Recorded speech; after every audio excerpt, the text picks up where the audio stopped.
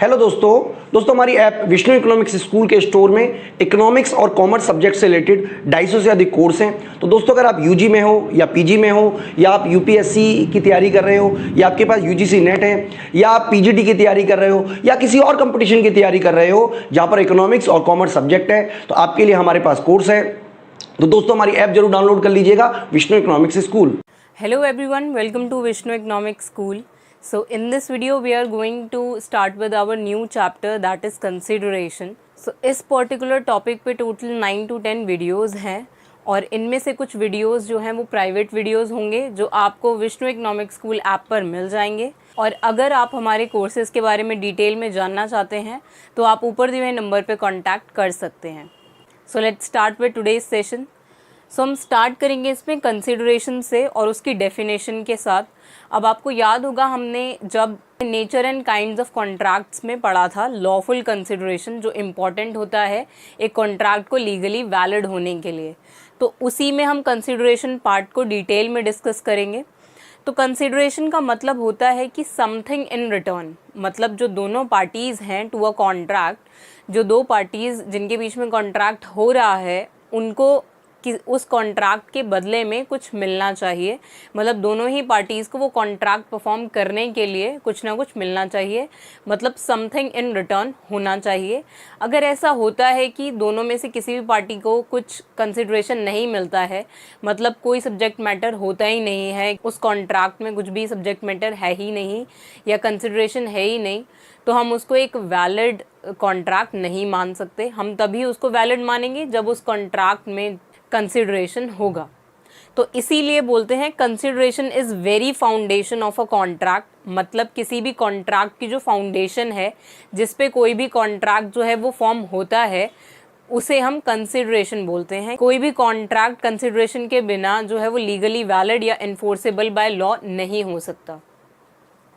तो इसमें एक टर्म है नोडम पैक्टम। अब ये जो टर्म है वो ब्लैकस्टोन ने अपनी डेफिनेशन में दी थी जब उन्होंने कंसिडरेशन को डिफ़ाइन किया था। तो अब ये लैटिन वर्ड है नोडम पैक्टम, अब इसका मतलब है विदाउट कंसिडरेशन। तो उन्होंने अपनी डेफिनेशन में ये वर्ड यूज़ किया था और इसका मतलब यही था कि कंसिडरेशन अगर उसमें समथिंग इन रिटर्न नहीं होता है, विदाउट कंसिडरेशन कोई कॉन्ट्रैक्ट होता है, तो हम उसको एक वैलिड कॉन्ट्रैक्ट नहीं मानेंगे। तो अब जो इंडियन कॉन्ट्रैक्ट एक्ट है 1872 उसके सेक्शन 2 सबसेक्शन डी में जो कंसिडरेशन की डेफिनेशन है वो है when at the desire of the promisor the promisee और any other person has done और एब्सटेन फ्रॉम डूइंग और promise to do or to abstain from doing something, such act or abstinence or promise is called the consideration for the promise। अब इसको हम समझते हैं parts में। First part में when at the desire of the promisor, मतलब जो भी कंसिडरेशन है वो हमेशा प्रोमिसर के डिज़ायर से होगी, मतलब कि प्रोमिसर की साइड से ही पहले कंसिडरेशन फॉर्म होती है, प्रोमिसर से ही वो कंसिडरेशन स्टार्ट होगी। द प्रोमिसी और any other person has done और abstain from doing or promise to do or to abstain from doing something. अब इसका मतलब है कि जो प्रोमिसी है या फिर कोई अदर पर्सन, ये किसी जो प्रोमिसी है वो किसी थर्ड पर्सन के बिहाफ पे भी कंसिडरेशन दे सकता है। हैज़ डन और abstain from doing or promise to do or to abstain from doing something. अब इसका मतलब है वो कंसिडरेशन वो है, मतलब सब्जेक्ट मैटर जो कॉन्ट्रैक्ट का है उसमें कुछ किसी एक्टिविटी को परफॉर्म करना, डन और abstain from doing. Abstain from doing का मतलब है कि कुछ ना करना। आपको याद होगा हमने एग्जाम्पल में डिस्कस किया था कि अगर two parties of the contract हैं और उनमें से कोई एक पार्टी ऐसा बोलती है कि अगर दूसरी पार्टी कोई एक पर्टिकुलर एक्टिविटी परफॉर्म नहीं करेगी तो वो कॉन्ट्रैक्ट फॉर्म होगा, तो उसको कुछ बेनिफिट वो देगी, तो उस केस में हम उसे एब्सटेन फ्रॉम डूइंग मानते हैं कि मतलब कुछ परफॉर्म ना करने पे भी होती है कंसिडरेशन, तो हम उसको कहते हैं कि वो एक कंसिडरेशन है एक पर्टिकुलर प्रॉमिस के अगेंस्ट। तो अब subject to some exceptions agreement without consideration are void. अब ऐसे जो सारे अग्रीमेंट्स होते हैं जो बिना किसी कंसिडरेशन के होते हैं, मतलब नोडम पैक्टम होते हैं, तो उनको हम वॉइड अग्रीमेंट्स मानते हैं। अब इसमें भी कुछ एक्सेप्शन है, इसीलिए पहले ही लिखा हुआ है सब्जेक्ट टू सम एक्सेप्शंस।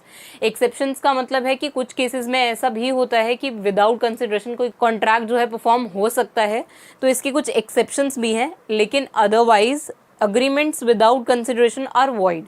जो भी अग्रीमेंट्स हैं जिनमें कोई कंसिडरेशन नहीं है तो उनको हम वॉइड मानते हैं। अब इस डेफिनेशन के 4 एसेंशियल एलिमेंट्स हैं जो एक कंसिडरेशन की डेफिनेशन में प्रेजेंट होने चाहिए। हम उनको वन बाय वन डिस्कस करेंगे। तो पहला एलिमेंट लिया हमने इसमें, consideration must move at the desire of the promisor. मतलब कोई भी जो कंसिडरेशन है वो प्रोमिसर की डिज़ायर से ही मूव हो सकती है। प्रोमिसी ऐसा उसे फोर्स नहीं कर सकता कि उसको ये पर्टिकुलर कंसिडरेशन ही चाहिए कोई भी कॉन्ट्रैक्ट को परफॉर्म करने के अगेंस्ट। तो हमेशा जो कंसिडरेशन है वो प्रोमिसर के पार्ट से चलेगी, ऑफरर के पार्ट से चलेगी। यहाँ पे आप प्रोमिसर या फिर ऑफरर में कंफ्यूज ना हुए। प्रोमिसर और ऑफरर सेम ही चीज़ें हैं, तो इसीलिए ऑफरर या फिर प्रोमिसर की डिज़ायर से ही कोई भी कंसिडरेशन है वो मूव हो सकती है या परफॉर्म हो सकती है।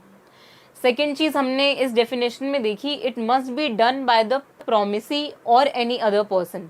तो कोई भी जो कंसिडरेशन है वो हमेशा प्रोमिसी या फिर कोई अदर पार्टी के थ्रू परफॉर्म होनी चाहिए। जो भी हमारी कंसर्न पार्टी है या फिर पार्टी टू कॉन्ट्रैक्ट है, रिलेटेड पार्टी है उस कॉन्ट्रैक्ट से, तो वो जो कंसिडरेशन है वो हमेशा प्रोमिसी या फिर उस पर्सन के थ्रू ही परफॉर्म होनी चाहिए, तभी हम उसको कंसिडरेशन मान सकते हैं जो असेंशियल है एक कंसिडरेशन में प्रेजेंट होने के लिए। इसीलिए वो हमेशा परफॉर्म होनी चाहिए प्रोमिसी के थ्रू।